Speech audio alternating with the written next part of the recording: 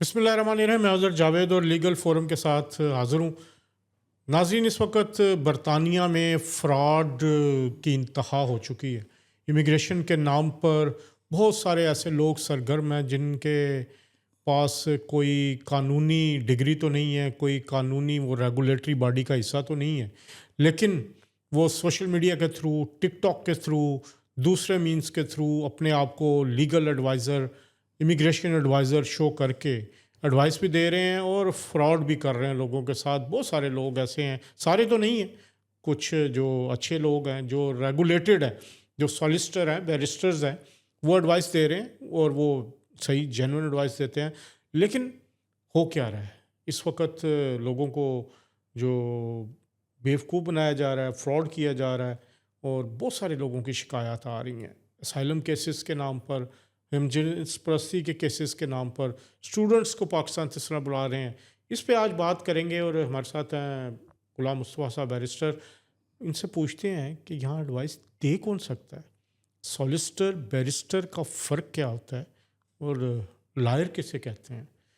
اور کیا قانونی طور پر جو ایڈوائس دینا ہے وہ کسی قانونی دائرہ اختیار میں آتی ہے؟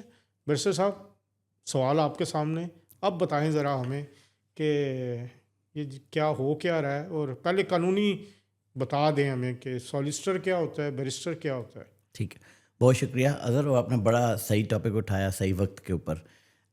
سلیسیٹر جو ہوتا ہے یو کے اندر، پہلے نمبر پہ کوئی بندہ اگر اپنے آپ کو سلیسیٹر بولے یا بیرسٹر بولے، یہ جو ٹرمز ہیں یہ ریسٹرکٹڈ ٹرمز ہیں. مطلب ان کا استعمال صرف وہی لوگ کر سکتے ہیں جو لوگ اس کے اہل ہوتے ہیں. سلیسیٹر کا مطلب ہے کہ وہ ایسا شخص جو قانونی طور پہ اپنی تعلیم مکمل کر چکا ہے اور اس کے پاس پریکٹسنگ سرٹیفکیٹ ہے سلیسیٹر ریگولیشن اتھارٹی، یہ SRA جسے بولتے ہیں. اس کے پاس اس سال کا، جیسے ابھی 2026 ہے، اس سال کا اس کے پاس پریکٹسنگ ہر سرٹیفکیٹ ہے، سال رینیو ہوتا ہر ہے. سال رینیو ہوتا ہے. تو وہ اپنے آپ کو سلیسیٹر کہہ سکتا ہے اور سلیسیٹر کی پریکٹس کر سکتا ہے. اس کے علاوہ کسی کے لیے سلیسیٹر کہنا اپنے آپ کو یا سلیسیٹر کی پریکٹس کرنا قانوناً جرم ہے، اور اس کے اوپر سزا بھی ہے جیل کی، اور اس کے اوپر جرمانہ بھی لگتا ہے. اسی طرح بیرسٹر جو ہوتا ہے، اگر آپ لیگل کیپیسٹی میں بات کر رہے ہیں، ہر وہ شخص بیرسٹر ہوتا ہے جس نے جس کی کال ٹو دا بار ہوئی ہوتی ہے، جس نے پراپر جو لیگل کوالیفیکیشن ہے وہ پوری کی ہوتی ہے، اور اس کے پاس as a barrister practising certificate ہوتا ہے کہ وہ جو بار اسٹینڈرڈ بورڈ ہے BSB جسے بولتے ہیں، اس کے ساتھ ریگولیٹڈ ہے، اور اس کا بھی پریکٹسنگ سرٹیفکیٹ ہر سال رینیو ہوتا ہے. اور اس کا بڑا آسان طریقہ ہے کہ کوئی سلیسیٹر اگر آپ کو بتاتا ہے کہ میں سلیسیٹر ہوں، آپ SRA کی ویب سائٹ کے اوپر جا کے اس کا نام لکھیں، یا فائنڈ اے سلیسیٹر ویب سائٹ ہے گوگل کے اوپر، آپ اس کو کھولیں، اس کے اوپر لو سائٹی کی ویب سائٹ ہے، آپ اس کے اوپر اس کا نام لکھیں یا رجسٹریشن نمبر لکھیں. یہاں پہ ہر سلیسیٹر اور بیرسٹر کے پاس اپنا ایک رجسٹرڈ نمبر ہوتا ہے، جیسے ٹریڈ مارک ہوتا ہے، تو وہ اس کا اپنا ہوتا ہے. تو وہ آپ کو اس ساتھ شیئر کرتے ہیں، آپ اس کو چیک کریں یا اس کا نام سے چیک کریں. جیسے اگر کوئی مجھے چیک کرنا چاہتا ہے، بار اسٹینڈرڈ بورڈ کی ویب سائٹ پہ جائیں، وہاں پہ بیرسٹر غلام مصطفیٰ لکھیں یا غلام مصطفیٰ لکھیں، میری ڈیٹیلز کھل جائیں گی، میں کہاں پہ کام کرتا ہوں، کس ایریا میں کام کرتا ہوں، وہاں پہ سارا کچھ آ جائے گا. اسی طرح آپ سلیسیٹر کو جا کے چیک کر سکتے ہیں. تیسری جو اتھارٹی ہے یہاں پہ، خاص طور پہ جب امیگریشن کی ہم بات کرتے ہیں، تو وہ ہے امیگریشن ایڈوائس اتھارٹی، جس کو پہلے OISC بولتے تھے، office of the immigration services commissioner بولتے تھے. اب جو امیگریشن ایڈوائس اتھارٹی ہے وہ بھی ریگولیٹڈ کرتی ہے، مگر وہ ریگولیٹ سلیسیٹرز یا بیرسٹرز کو نہیں کرتی. وہ نچلے لیول کے جو ہوتے ہیں، اس میں 3 لیول ہوتے ہیں.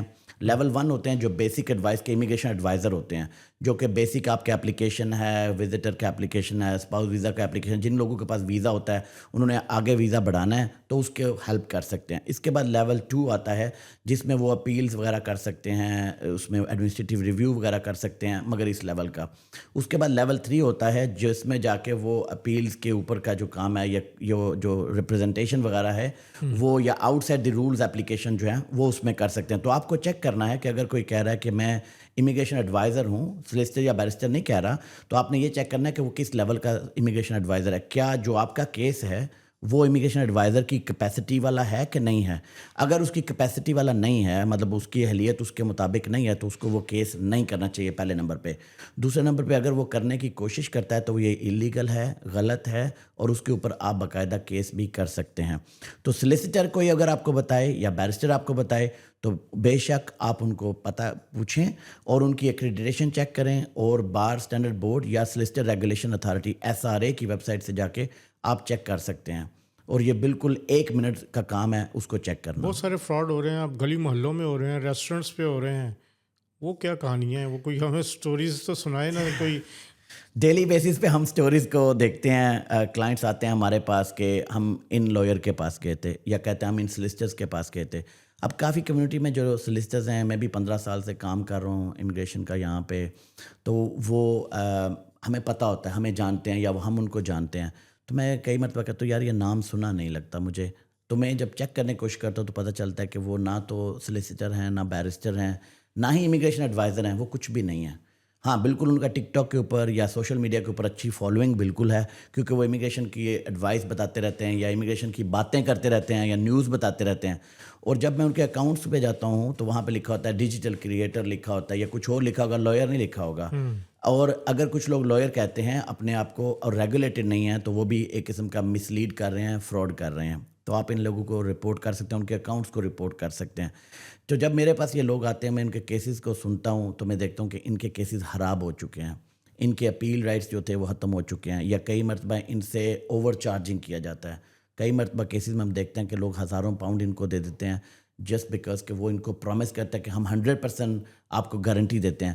پہلے نمبر پہ کوئی بھی سلیسیٹر یا بیرسٹر یا ریگولیٹڈ بندہ یو کے اندر آپ کو گارنٹی کسی چیز کی بھی نہیں دے سکتا کہ ہم آپ کو گارنٹی اس ویزا کی سکسیس کا دیتے ہیں.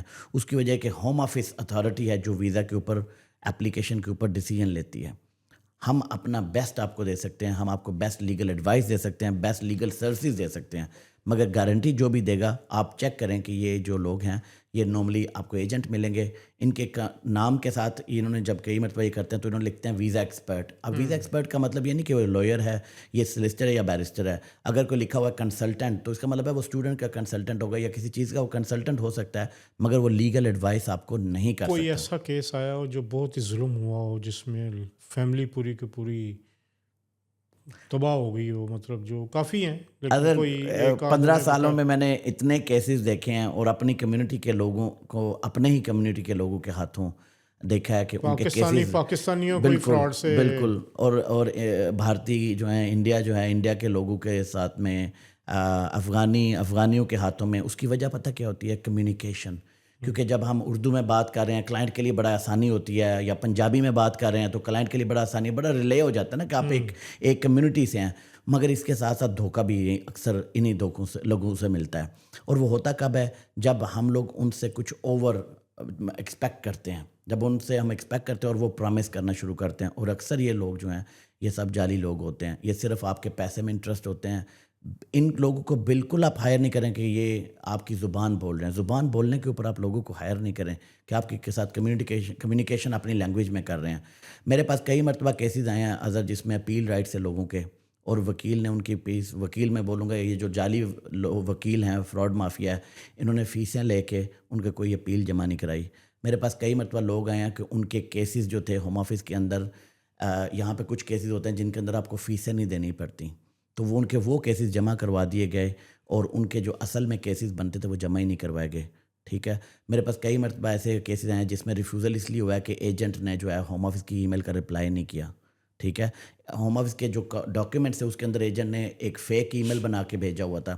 اب اسکلڈ ورکر ویزا کے اپلیکیشن کے اندر جو لوگ انڈیا سے آئے ہیں visitor visa sorry skilled worker visa لے کے پاکستان سے آئے ہیں، جن کے فارم ان کے ایجنٹس نے بھرے ہیں، ان ایجنٹس نے جب ہوم آفس کی طرف سے کرٹیلمنٹ لیٹر ان کو ایشو ہوئے ہیں، 60 days کا ٹائم دیا گیا، ان لوگوں کو نہیں ملے اور وہ لوگ ایونچولی اللیگل ہو گئے یو کے اندر.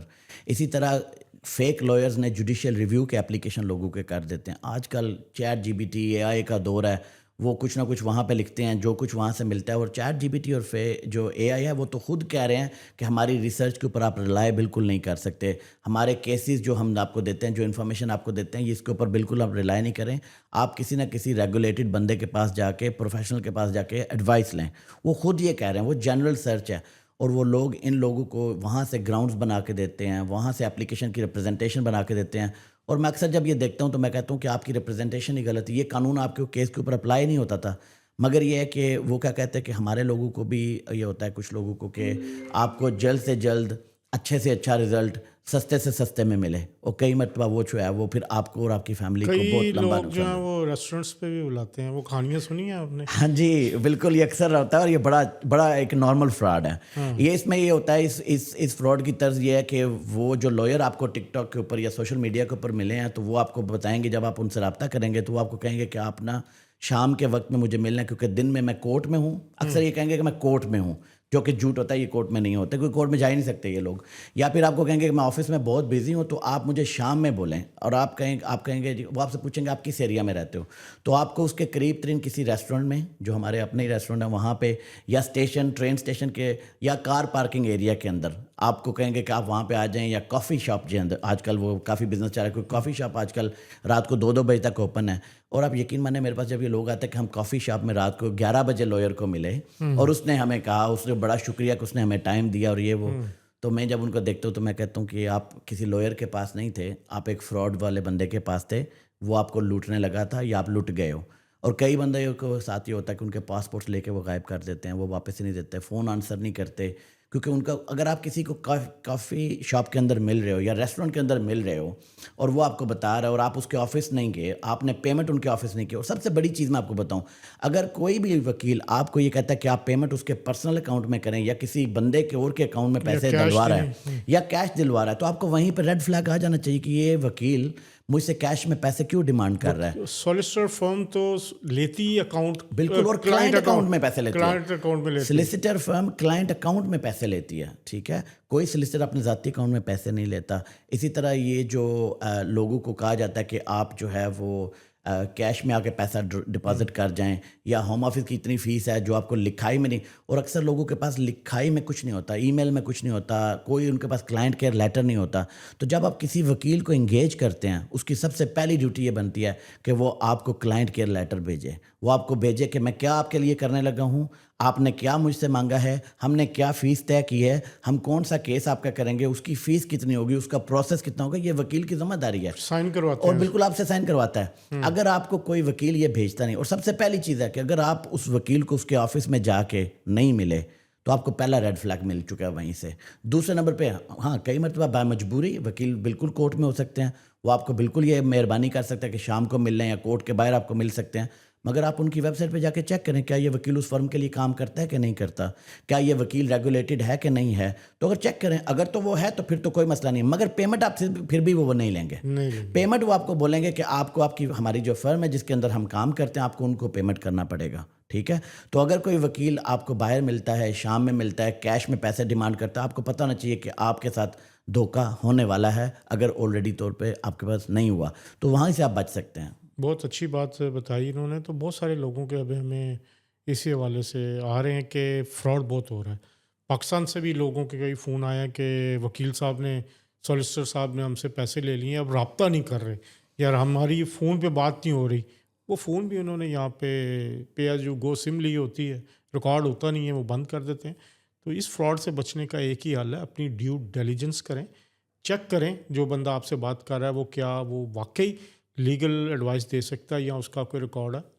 बस साहब, आपसे रब्ता करना हो तो क्या तरीका है? बड़ा आसान तरीका है मेरे से रब्ता करने का। आप गूगल पे जाके बैरिस्टर गुलाम मुस्तफ़ा कॉन्टैक्ट नंबर लिखें, आपको मेरी डिटेल्स वहाँ से मिल जाती हैं। कॉन्टैक्ट नंबर डायरेक्ट यूके के अंदर जो लोग हैं वो 0797-028-6466, दोबारा से बताता हूँ 0797-028-6466, और जो बाहर से हैं वो 0044-797-028-6466 के ऊपर जो है वो मुझसे रब्ता कर सकते हैं। ये हमारी अपॉइंटमेंट लाइन है, 24/7 खुली होती है। आप उस पर रब्ता करें, मैसेज करें, आपको रिप्लाई आता है, आपको लिंक आता है, तो आप अपॉइंटमेंट बुक कर सकते हैं।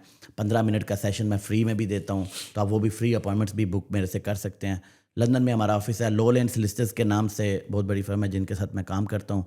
आप में तकरीबन 11वां साल है मुझे फ़र्म के साथ। तो आप वहाँ पे गूगल पे लॉ लैंड सोलिसिटर्स की वेबसाइट lawlandsolicitor.co.uk, वहाँ पे जाके आप मेरी कॉन्टैक्ट डिटेल ले सकते हैं, मेरे दूसरे कॉलीग्स की कॉन्टैक्ट डिटेल ले सकते हैं।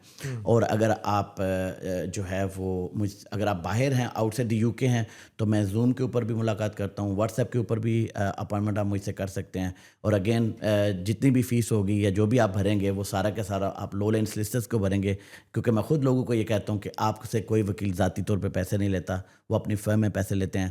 تو آپ میرے نام پہ جب بھی کوئی اپائنٹمنٹ کریں تو آپ میک شور کریں کہ آپ لو لینڈ سلیسٹر کی ویب سائٹ کے اوپر جا کے اپائنٹمنٹ کریں, یا آپ نے جو نمبر دیا ہے اس کے اوپر ہی. اس کے علاوہ کوئی اور نمبر نہیں ہے, اس کے علاوہ کوئی اور طریقہ نہیں ہے اپائنٹمنٹ کرنے کا. تو یہ میرے ساتھ طریقہ رابطہ کرنے کا, اور میں ہمیشہ حاضر ہوں اپنی کمیونٹی کے لیے, اپنے لوگوں کے لیے, ان کی لیگل رہنمائی کے لیے.